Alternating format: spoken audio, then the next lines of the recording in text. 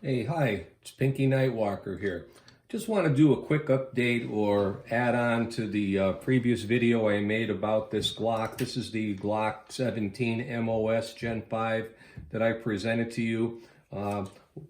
Again, I start my videos with the cleaning rod through the barrel, and in this case here through the magazine well. Firearm is empty, and there's no ammunition around here of any kind, and I'm in a safe place, and that's about it as far as that goes. Just want to talk about the red optic sight that's on this firearm a little bit. And the point of my video is going to be very simple.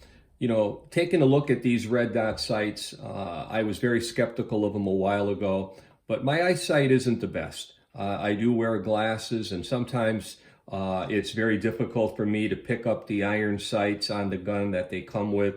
But in this case here, this red dot has opened up a lot of opportunities where maybe I would have stayed home and not gone to the range that day. There was conditions that maybe the lighting wasn't going to be the best. It was a cloudy day, and I felt it might have been just a waste of time to go to the range and shoot.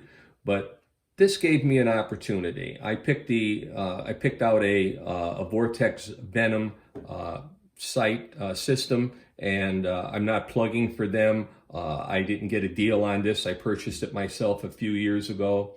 It works great and everything, but my point is this: if you're challenged in some way, don't stay home.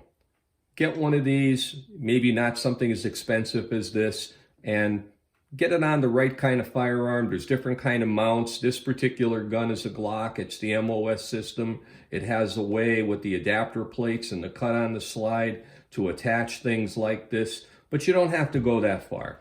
You might be able to get a clamp-on system that will mount on your semi-automatic pistol or revolver, or even, you know what, if you have some kind of a rifle, a .22 rifle or something like that, these work great.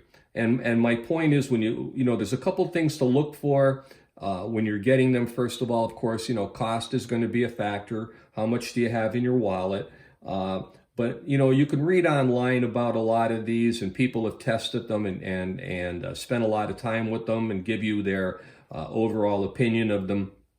But some quick things to look at is, first of all, the sighting system itself. This one here has a glass lens in it. This is an open system, so it is the possibility of getting debris on the lens or on the projector, which is found in the back of here. There's a little red projecting light, that's the laser beam, that comes out and will find itself onto the screen. And that's what you're seeing. But remember, this is an open system. So if you're carrying the firearm as such and debris falls in while it's in your holster, maybe some lint from your shirt or dust or something, or rainwater, it's going to obstruct the view. And also, too, if something gets in on the projector, it'll block that. You might want to opt, if you can, for a closed system where it's a little bit bigger, but it's not open as such. And it's sealed, and you're not going to get stuff inside of it readily. Still have to think about the front of the lens. If the lens gets particles on it or water, it's going to obstruct the view. But in this case, and in my case, this is for target shooting.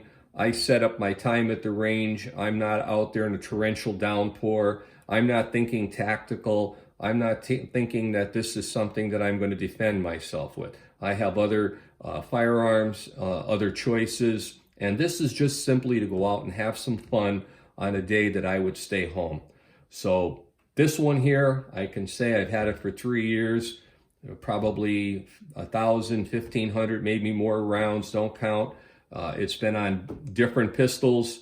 I've used a variety of ammunition, the strength and the power of them without failure. Never had to play around with it. It holds the point of impact properly.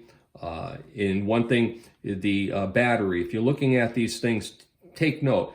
This one here has a battery cap on here, a door. You unscrew it, and you can take your battery out of here very easily without taking this off the firearm. Some of them you have to take the battery out from the bottom, which means you'll have to take out, in this case, these mounting screws here. seems like a lot of extra work.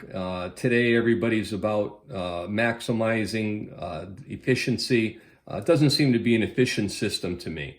This seems to be with a top door, regardless of the brand. This happens to be a Vortex, but there's other companies out there that maybe you can try for less money. If you just want to get into it, there's probably things like this that you can buy for well under $100. This one here was probably after sale prices and things around $200, or maybe a little bit less or more. I don't have that information with me now, but it has worked very well here on this Glock.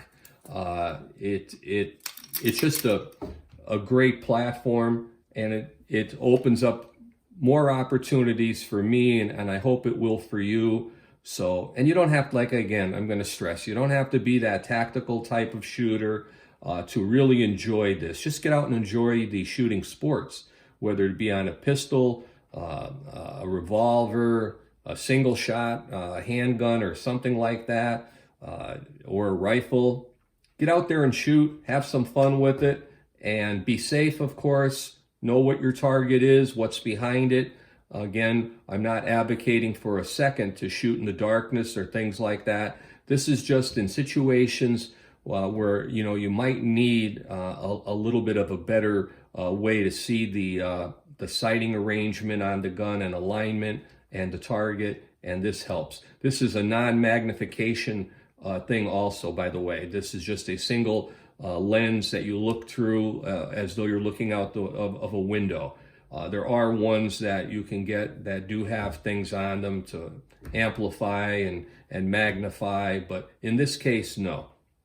This is a great way, again, to have some fun out at the range on days that you would just stay home.